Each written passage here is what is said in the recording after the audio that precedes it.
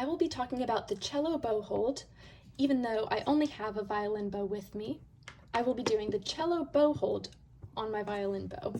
So here is our practice bow, and anytime I'm practicing the bow hold, I'm going to support the bow or the stick with my left hand so that I'm not worried about holding the weight of the pencil or the whole bow with my right hand as I'm trying to get it in the proper position.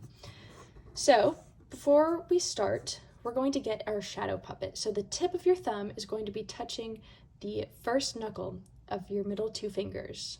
So your shadow puppet should look just like this.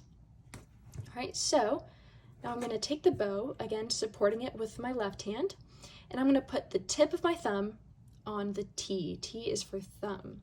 And then on this side, we have ring for ring finger, which is this finger here. So I'm going to put my ring finger across here and put the tip of my thumb here. Then I'm going to remake my shadow puppet so it looks like this on the bow. All right, so now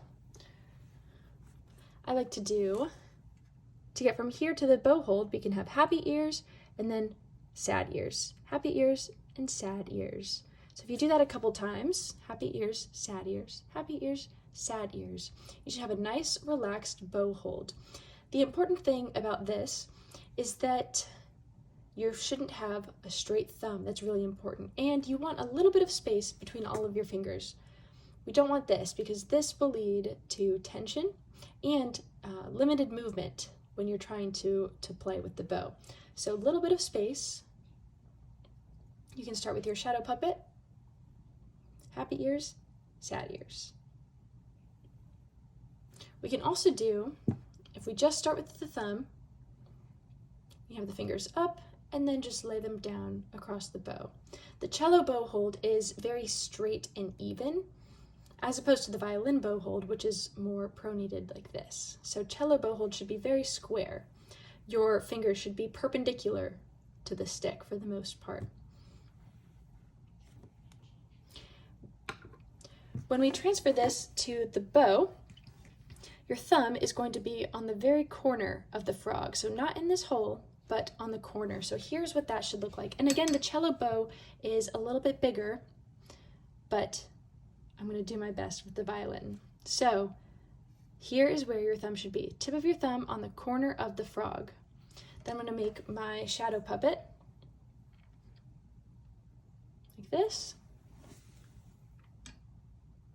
These two fingers are over the frog, and I have happy ears